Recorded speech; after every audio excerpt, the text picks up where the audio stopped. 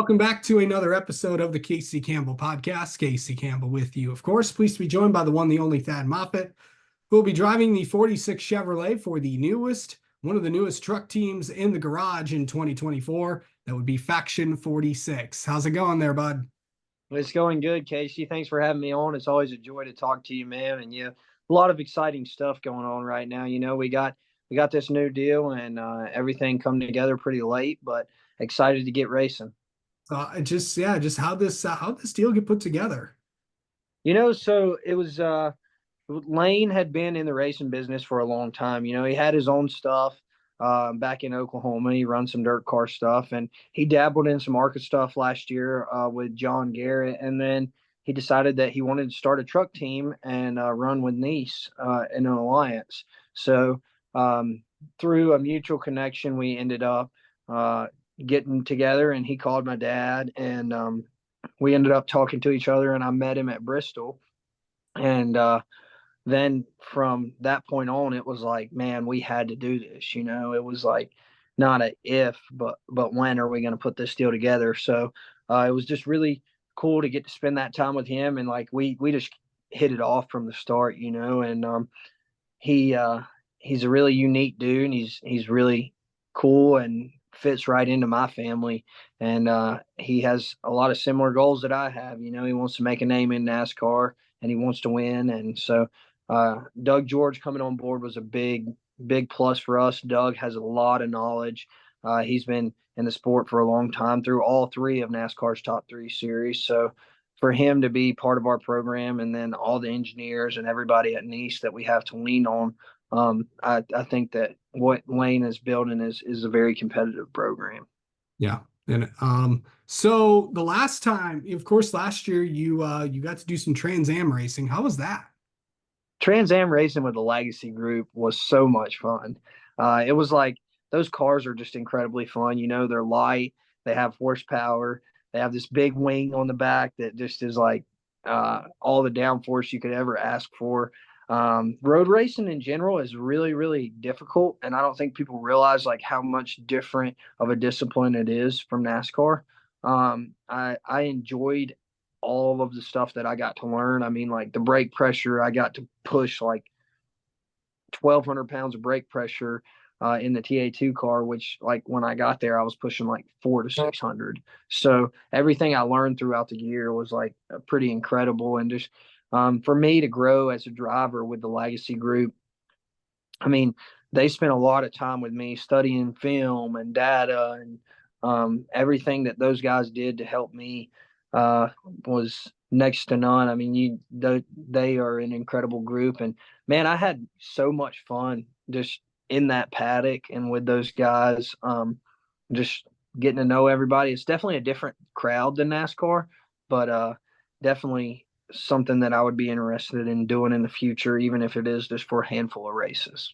Yeah, and this, of course, something that you got to run full time last year. This is the first time you're gonna be running full time in one of NASCAR's top three divisions. I know it's always been a struggle for you to to get money partners. I've known you for a long time, so Yeah.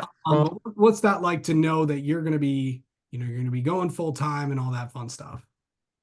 Yeah. So just getting the opportunity to know when my next race is something that I've never had. I kind of know that I have a sponsor for this race here and a sponsor for this race there. But just getting to know that I'm going into a season and I'm going to run all 23 races with help from Lane Moore and Tasty Duck and Customers Bank, Pristine Auction, Safety Clean. We have like a great group of partners this year that is as invested in me and to help me be able to run full time in a NASCAR Premier Series. And for me, just having the opportunity to learn and grow as a driver from week to week is going to be something that I've never had consistently in my career. And that consistency, I think, helps a lot of kids learn and grow. Because, like, even in the ARCA stuff, it would be like for me, I would go learn something, and then 2 months later, I would get to race again. So it was like I didn't get to apply it the next week, right? And I know the truck series is 23 races, so it's not every week, but it's definitely more than I've ever run. And to be full time and running something like that, is going to be really really fun, you know. And then we still do have the handful of TA2 races. I think that we're going to run Mid Ohio, and maybe the one up in Canada. They talked about doing VIR, so you will see me in a couple of those tracks this year. But just running those races and having that consistency from week to week to continue to learn and grow as a driver and challenge myself more and more is going to be something that I've never had. And I really look forward to just honing in on my skill this year and studying and learning as much as I can and hopefully growing to what is a long career in NASCAR, whether it's Truck Series or Xfinity Series. That's a question I've got a lot here lately. Is like, what is your end goal? Has it changed any now that you're 23 and you're finally getting the trucks? And it's like, for me, just to be competitive week in and week out is my end goal. You know, like if I had to run trucks, like Grant, I think is an awesome dude, a great race car driver, and probably should have went higher at some point in his career, but he's had a lot of fun and made a good living running trucks full time, you know, and Matt Crafton the same way. So just doing something like that and running there and being competitive is more important to me now than anything else. So, this is, of course, you're going to Daytona. Everybody knows what that place means, not just to you, obviously to your family, of course. Your grandfather is the king. So what's it like to always go to run at Daytona, to know, what that track is like and all that, and to have experience there?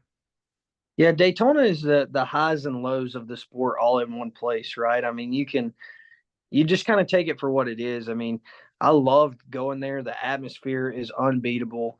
You can't hold a candle to anything that happens at Daytona anywhere else. You know, I mean, it's just like Daytona is one of the, if not the coolest place that NASCAR runs. And I think that everything that it means to my family is just incredible. But the racing, I just kind of like, I've had races where my first race there, I sat outside front row, and like it was like the highest of highs, and then my window net fell down, Yeah, and I had to come to pit road, you know, and I ended up blowing a right rear and backing it in the fence. So like it was from the highest of highs to the lowest of lows, all in 2 hours at Daytona, and that's kind of what you get at that place. I think it's a mix of everything. You know, I've started dead last with David Gillen. I started 35th and I finished fifth at Daytona. So um, it's been a little bit of everything. I've seen all the ends of it at Daytona.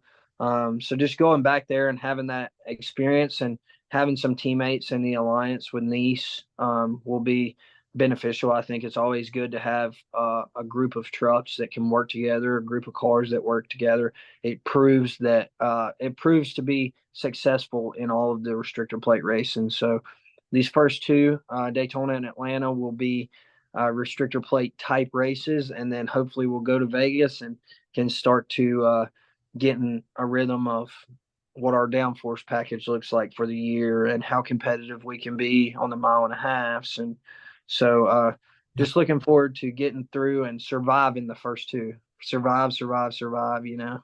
sure. All right. Well, Thad, thanks so much for the time as always. We'll talk to you soon, bud. Yep. Thanks for having me, Casey.